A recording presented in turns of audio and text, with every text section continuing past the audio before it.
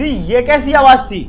तभी लड़की कहती, अरे कुछ नहीं, आपकी बहन किचन में खाना बना रही है, वो मुझे बुला रही है। लड़का कहता, मगर मुझे ये तो मेरी बहन की चिल्लाने की आवाज लगी।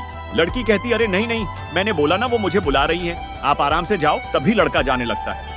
उसके बाद जो हुआ उसे देखने से पहले मेरे प्यारे बेटे इस वीडियो को लाइक करके चैनल को सब्सक्राइब कर दो। उसके बाद यह लड़की इस लड़की को मारने लगती है।